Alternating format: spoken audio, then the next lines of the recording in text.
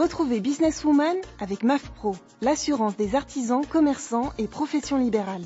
MAF Pro, la référence qualité pro. Efficace et pas cher. C'est la MAF que je préfère. C'est la MAF.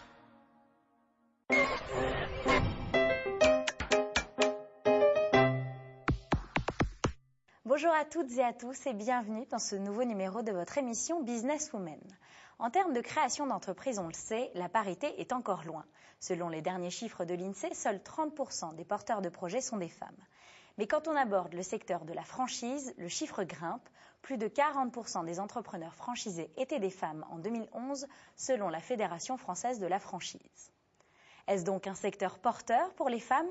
Quels sont les arguments qui peuvent pousser des femmes à devenir franchisées? Et si l'on est soi-même créatrice d'un concept de franchise, comment se lancer? C'est ce que nous allons découvrir aujourd'hui avec mes deux invités. J'accueille Rose-Marie Moins, bonjour. Bonjour. Vous êtes responsable formation et promotion de la Fédération française de la franchise. Et j'accueille également Camille Huyghe-Despointes, bonjour. Bonjour. Vous êtes la fondatrice et conceptrice de la franchise Viens jouer à la maison. Bienvenue à toutes les deux. Alors mesdames, commençons avec vous Rose-Marie Moins, peut-être par un tour d'horizon du secteur de la franchise et en quelques mots, en quelques chiffres.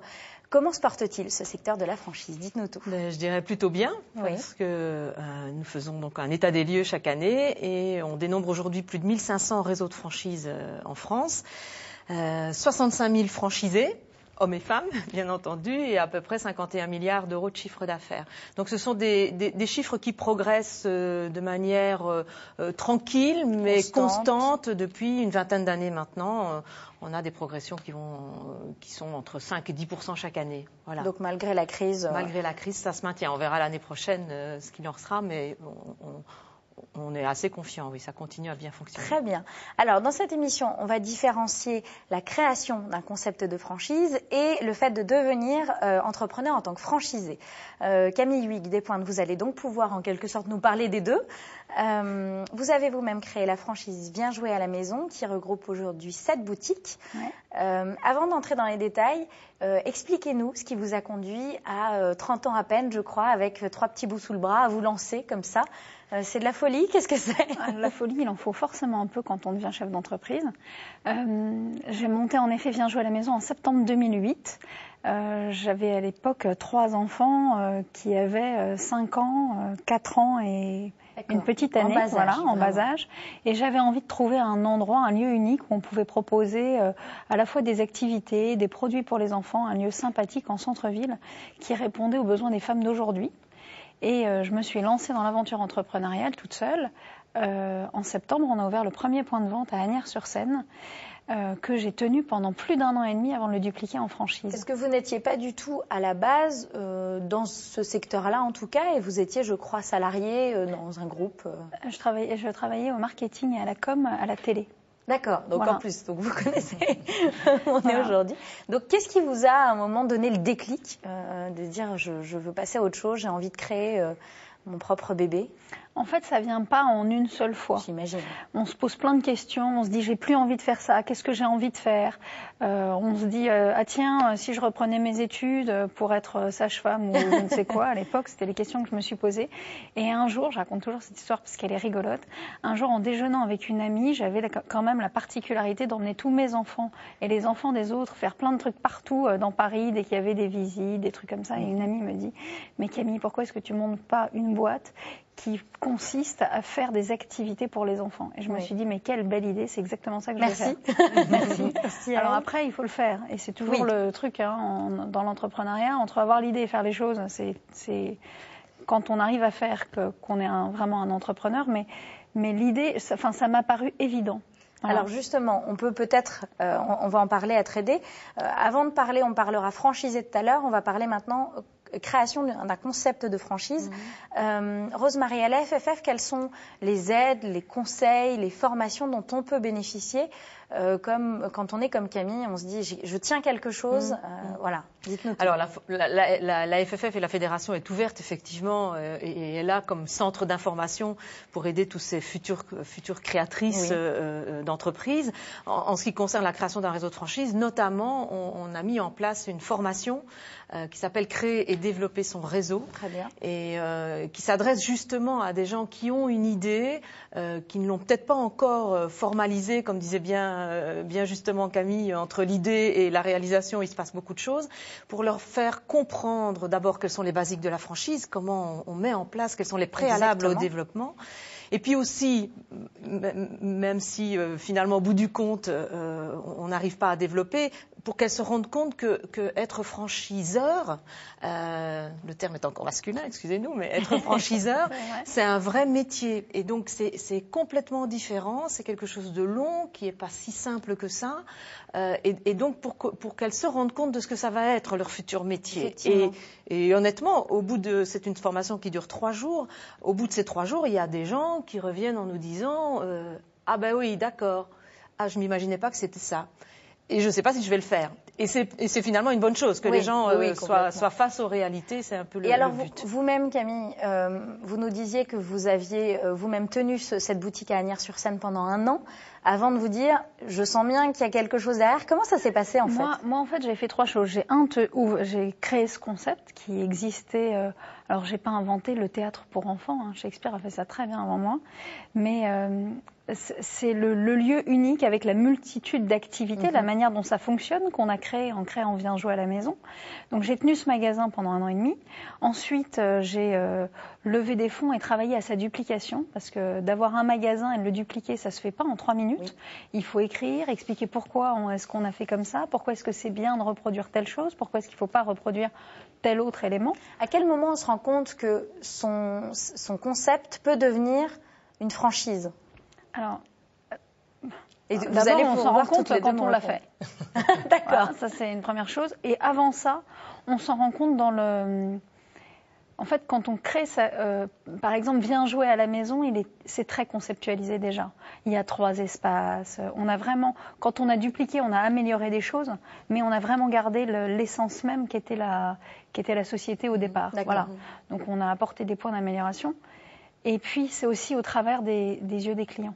D'accord. Qui vous disent ah oui mais il n'y en a pas un autre, ah c'est tellement dommage qu'il n'y en ait pas un autre, ah moi je voudrais faire ça, est-ce que vous pourriez m'aider? Et là du coup se pose la question de faire soit un réseau en intégré, c'est-à-dire de développer soi-même des magasins qui nous appartiennent, ce qu'on fait aussi, ou de le faire en franchise avec des entrepreneurs. Et c'est pas du tout la même démarche. Alors justement, on va en parler, Rosemary. Oui, enfin, je voudrais rebondir là-dessus. C'est vraiment quand on a ces personnes qui viennent en formation, très souvent c'est dans ce cas-là, en se disant oui, j'y pensais pas au départ. Ma boutique, mon magasin, mon restaurant fonctionne bien. Je peux peut-être en ouvrir un deuxième, mais j'ai des clients qui me disent c'est super ce que vous faites, moi je vais faire comme vous. Et là, les gens sont un peu coincés en se disant oui, d'accord, mais alors comment j'organise tout ça? Alors c'est là la différence, on en parlait tout à l'heure avant l'émission, entre le franchiseur et le franchisé, enfin la franchiseur. Rosemary, parlez-nous-en et puis vous pouvez toutes les deux intervenir là-dessus justement. Alors moi je fais la particularité de la franchise, ce qui est bien, c'est que les rôles sont clairement définis. On a un franchiseur ou une franchiseur, allons-y, parlons comme ça, et des franchisés de l'autre côté. Le franchiseur, je dis toujours qu'il a un rôle un peu stratégique, donc c'est lui qui a la vision du développement de sa marque, puisque au départ c'est quand même ça, de son concept, et de se dire comment je développe et comment sera mon concept dans 10 ans, dans 15 ans. Et pour pouvoir développer sa marque sur tout le territoire, il a besoin d'hommes et de femmes, et ces femmes seront les franchisés qui auront un rôle plutôt opérationnel. Moi, je suis sur le terrain, je développe mon entreprise, parce que ça reste mon entreprise privée, mais avec l'apport d'un franchiseur ou d'une franchiseur. Donc Camille, vous le confirmez, ça n'est pas du tout le même métier, franchiseur et franchisé. Pas du tout le même métier, ça marche que si chacun remplit son rôle, à savoir un franchisé qui lui s'occupe de développer son business sur le terrain qui lui est donné, dans son local, dans son emplacement, et son métier à lui c'est de faire du business sur son point de vente. Notre métier à nous, c'est de faire la stratégie. Ce qui est quand même intéressant, surtout sur les jeunes réseaux, comme le mien par exemple, ce qui est intéressant, c'est que du coup, on va avoir des personnes sur le terrain qui sont hyper impliquées parce que c'est leur société, que c'est des entrepreneurs. On va parler justement des avantages d'être franchisé. Ouais. Je voudrais terminer. Et du coup, ce qui est formidable, c'est que du coup, les franchisés, comme ils sont impliqués, ils nous font des remontées, qui sont des vraies remontées opérationnelles. Et du coup, tout le monde progresse plus vite. Parce que le but, c'est que quand même, pour un franchiseur, les franchiseurs, ça ne marche pas si pour les franchisés, ça ne marche pas. Et ça, c'est vraiment important d'avoir ça en tête. On travaille en équipe et chacun a son rôle, effectivement. Exactement. Alors, devenir franchisé, on le sait et vous le savez bien mieux que moi, ça peut être un bon moyen de reprendre une activité professionnelle, par exemple. Quand on a cessé toute activité pro, quand on a eu des enfants, voilà, on a des femmes, on sait de quoi on parle. C'est ça. Retour de congé parental, maternité. Exactement. Il y a un profil type d'ailleurs à la FFF, des femmes qui viennent vous voir. Là, on va vraiment parler de devenir franchisé. Ou non. Profil type, je n'irai pas jusque-là. C'est vrai qu'elles sont soit elles n'ont pas encore eu leurs enfants et elles sont relativement jeunes, on va dire, et elles ont envie de créer. Et voilà, la franchise peut être une bonne solution pour elles aussi parce qu'elles n'ont pas l'idée géniale et elles ont vu autour d'elles des choses qui se faisaient. Et puis elles n'ont pas forcément toujours non plus l'expérience de la création d'entreprise. C'est une première expérience, donc la franchise peut être complètement adaptée. Et à l'inverse, soit elles ont passé le stade des enfants et elles peuvent un peu s'en détacher. Et là, retour à l'activité professionnelle, plus forcément envie d'être salarié, si elles l'ont été précédemment. Et là aussi, à nouveau, je dirais les avantages que peuvent apporter un réseau de franchise concordent bien avec ce qu'elles attendent. Exactement. Et donc, ce seront des profils. En dehors de ça, je dirais, il n'y a pas vraiment de profil qui va distinguer le profil du franchisé masculin, féminin. C'est de toute manière des gens qui ont envie d'entreprendre.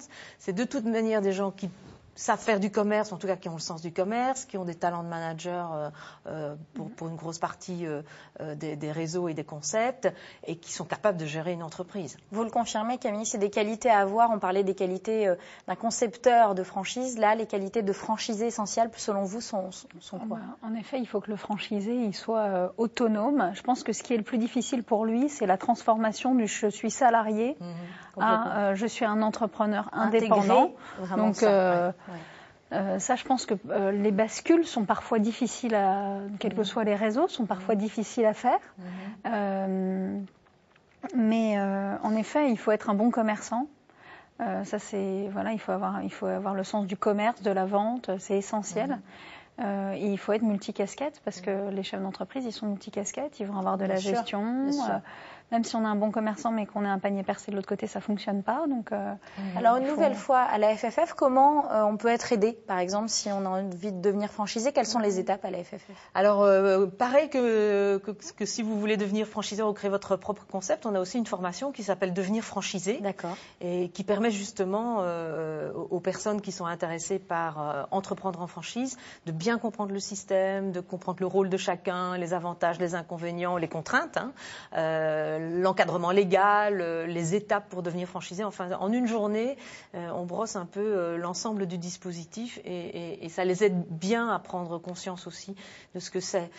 Et je voudrais ajouter par rapport à ce que disait Camille, mais ça tombe sous le sens, c'est peut-être que la première démarche en dehors de ce profil et de ces compétences, la première démarche à faire, c'est effectivement, comme la bascule entre salarié et indépendant est importante, enfin bon, de se faire un peu son autodiagnostic et de prendre conscience de ce que ça veut dire de devenir indépendant et entrepreneur.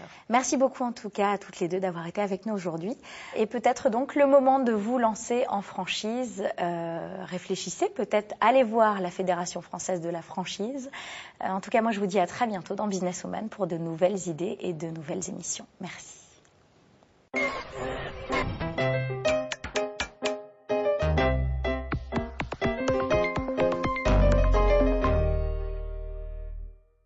Businesswoman vous a été présenté par MAF Pro, l'assurance des professionnels depuis plus de 60 ans. MAF Pro, la référence qualité pro.